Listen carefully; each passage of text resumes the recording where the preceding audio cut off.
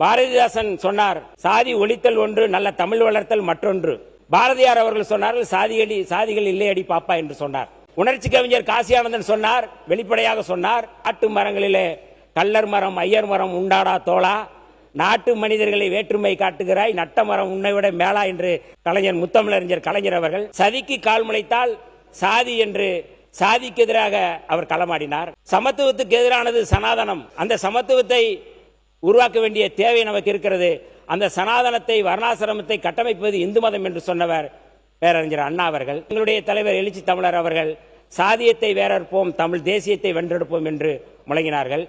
அந்த வரிசையில சேரியில்லா ஊருக்குள்ள பிறக்க வேணும் பேரப்புள்ளை என்று சொன்ன கவிஞர் கபிலன் அவருடைய வரியில நம்முடைய மாண்புமிகு முதல்வர் அவர்கள் பாடிய பாடலையும் அதோடு சேர்த்து சொல்கின்றேன். சாதி ஒழிப்பு களத்திலே சேரியில்லா வீட்டுக்குள்ள பிறக்க வேணும் பேரப்புள்ளங்கிற பாட்டு சாதி ஒழிப்பு பாட்டா.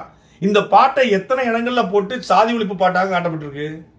நான் சொன்னேன், தமிழக பாடநூல் கழகத்துறை தலைவராக திரு லைலாமணி வந்த பிறகு பாடநூலில் இந்த பாட்டு இடம்பெறும். இப்ப சட்டமன்றத்தில் இடம்பெற்றுச்சு.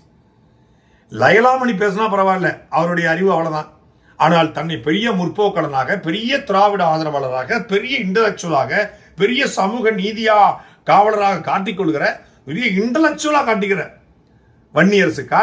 வன்னியரசு சட்டசபையில் பாடுறாரு, சேரி இல்லா வீட்டுக்குள்ள பிறக்க வேணும் பேரப்பிள்ளையா. இதுதான் சாதி ஒழிப்பு பாட்டான். பொதுவா ஒருத்தர் பேசுனதுக்கு நாமெல்லாம் சேர்ந்து மறுப்பு தெரிவிப்போம். அவர் பேசுனதுக்கு அவரே மறுப்பு தெரிவிக்க முடியும்னா அது வன்னியரசால மட்டும்தான். கடந்த 3 மாசத்துக்கு வரைக்கும் முன்னாடி வரைக்கும் திராவிடம் போல வருமா, திமுக போல வருமா, திமுக சாதி ஒழிப்பு, திமுக சமூக நீதி, திமுகனாலே ஒடுக்கப்பட்ட மக்களுக்கானது, திமுக தான் ஒடுக்கப்பட்ட மக்களுக்கான பாதுகாப்பு, திராவிடம் தான் பாதுகாப்புன்னு சொல்லிட்டு இன்னைக்கு திமுக என்ன பண்ணேன்னு கேட்கிறாரு. அதுக்கு அவரே பதில் சொல்லியிருக்காரு. நம்ம யாருமே சொல்ல தேவையில்ல, அதுக்கு அவரே பதில் சொல்லியிருக்காரு. இந்த சேரி இல்லா வீட்டுக்குள்ள பிறக்கணும் பேரப்படணும் பாட்டு பண்ணார்ல, அதுக்கும் அவரே சொல்லியிருக்காரு. இப்படி பாட்டு பாடி நடனமாடி நடிச்சு கருத்தை பேசிட்டா நீங்க பெரிய புரட்சியாளரா அப்படின்னு அந்த கேள்வி அவரே கேட்டிருக்காரு. இன்னைக்கு எதிர்த்து யாராவது கேள்வி கேட்டா அவரை சங்கிம்பாரு. ஆனா இவர் தான் விஜய சங்கின்னு சொல்லிட்டு இருந்தாரு.